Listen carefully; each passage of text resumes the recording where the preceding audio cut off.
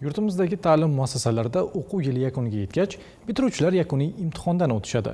Shundan so'ng qaldirg'ochlar hayotida yangi sahifa ochiladi. Poytaxtimizda joylashgan Turin Politexnika universiteti akademik litseyda joriy o'quv yili yakunlandi.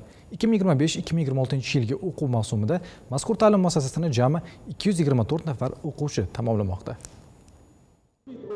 E'tiborlisi, bitiruvchilarning deyarli barchasi til bilish bo'yicha yuqori ko'rsatkichlarga ega. Xususan 210 nafar bitiruvchi chet tillari bo'yicha milliy va xalqaro sertifikatlarga ega bo'lgan bo'lsa, ularning 58 nafari eng yuqori C1 darajasini qo'lga kiritgan. Shuningdek, 102 nafar o'quvchi turli fanlar bo'yicha milliy va xalqaro sertifikatlar sohibiga aylandi.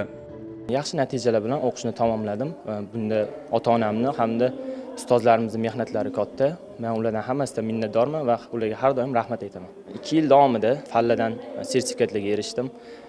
Asosiysi ingliz tili hamda matematika yo'nalishida o'qiganim uchun shu fanlarni rivojlantirdim. Bugun qizil diplomga hamda kumush medaliga ega bo'ldim. Hali respublikamizda oliy ta'lim muassasalariga qabul jarayonlari davom etayotgan bir paytda litsey bitiruvchilarining 35%, ya'ni 78 nafari muddatidan avval nufuzli xorijiy va xalqaro universitetlar talabasiga aylanishga ulgurdi. Joriy yil bitiruvchilarining 36 nafari litseyni imtiyozli qizil diplom bilan, 4 nafari oltin va 3 nafari kumush medal bilan yakunlamoqda.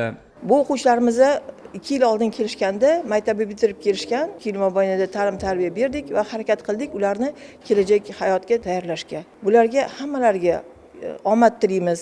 O'ylaymizki, bular kelajakda davlatimiz, yurtimizning ravnaqi uchun hissa qo'shadigan kadrlar bo'lib yetishadi. Qabul mavsumi yakuniga qadar talabalikka qabul qilingan bitiruvchilar soni yanada ortishi kutilmoqda. Murodjon Abdufattoyev, Asror Ibrohimov, Yoshlar.